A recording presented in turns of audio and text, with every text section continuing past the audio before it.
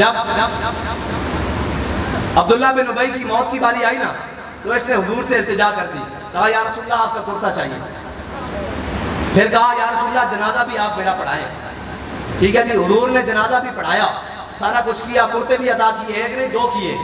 ठीक है जी, 2 कुर्ते अदा किए। हजरत शम्मास बिन उस्मान और में हुजूर ने तरतीब ये रखी कि जो जो इनमें से बड़ा कारी कुरान है उसकी तदफीन पहले की जाएगी। मेरे आका मौला सल्लल्लाहु अलैहि वसल्लम सहाबा की तदफीन कर रहे हैं, औद वाले तमाम बारी बारी कर रहे हैं। हजरत शम्मास बिन उस्मान की बारी आ गई। हुजूर ने फरमाया भाई इनका जनाजा नहीं पढ़ना, इनको वैसे दफन कर दो।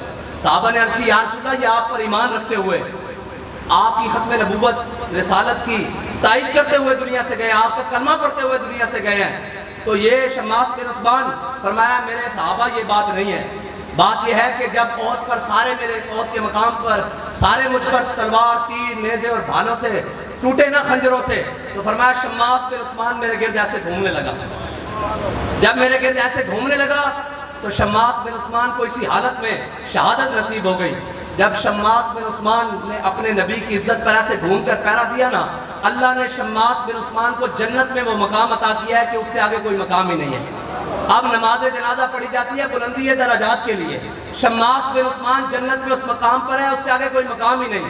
ये उनको मिला है जो हुजूर के बाद खुदा खुदा का यही हैदर, और जो हुजूर को छोड़कर नमाजें पढ़ रहे थे। कुरान कहता है मेरे हबीब सब मर्रा जे तुसी 70 बारी भी इन्हां वास्ते बख्शिश तलब करो ना, इन्होंने मैं बख्शना नहीं है, तो आनू छड़ के नमाजा पढ़ते रहे।